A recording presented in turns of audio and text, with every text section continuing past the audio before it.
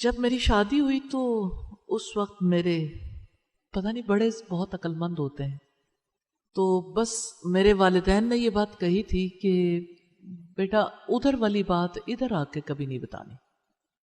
اب ویسے تو بڑی سادہ سی بات ہے کہ ادھر کی بات ہماری فیملی میں ڈسکس نہیں ہوگی، وہ اب آپ سمجھدار ہو اور آپ اسے ڈیل کرو گے۔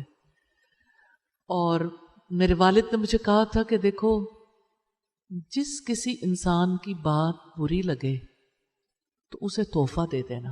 تو میں نے دیکھا میں شادی کے بعد تحائف بہت دیتی تھی، اور یہ ہر ایک کو ہوتا ہے نا، سیٹلمنٹ ہوتے ہوئے ٹائم تو لگتا ہے کہ آپ کسی اور ماحول سے گئے ہو۔ لوگ سارے اچھے ہوتے ہیں، ریلی لوگ برے نہیں ہوتے، لڑکی کی فیز ایسی ہوتی ہے۔ لیکن ایک بات میں نے طے کی تھی کہ میں نے اپنی ساس امی کو کبھی جواب نہیں دینا۔ سارے ماں باپ اپنی بیٹیوں کو یہ سمجھا دیں تو سسرالی جھگڑا ختم ہو جائے کہ زبان کی حفاظت کرنی ہے۔ آپ نے فرمایا تم مجھے 2 چیزوں کی ضمانت دے دو۔ آپ ضمانت دے سکتے ہو بیٹا؟ رسول اللہ نے ہمیں ہی کہا نا، بے شک وہ ہمارے سامنے موجود نہیں ہے۔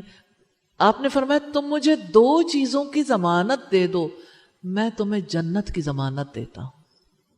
2 چیزوں کی ضمانت دے دو، میں تمہیں جنت کی ضمانت دیتا ہوں۔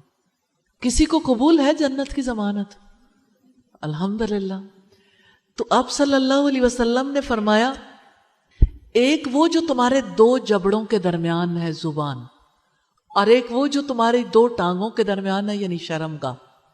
زبان اور شرمگاہ، ریلی دنیا بھر کی خرابیاں اگر آپ دیکھنا چاہیں تو یہ 2 اعضاء ملوث۔ ہمارے یہاں یہ کہا جاتا ہے کہ تلوار کا زخم تو بھر سکتا ہے، زبان کا زخم نہیں بھرتا۔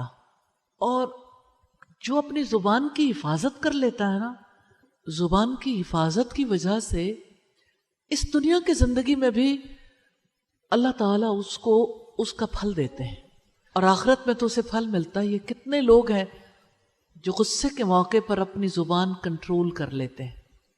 نبی صلی اللہ علیہ وسلم نے فرمایا پہلوان وہ نہیں ہے جو کشتی میں کسی کو پچھاڑ دے، پہلوان وہ ہے جو غصے میں اپنے آپ کو قابو کر لے۔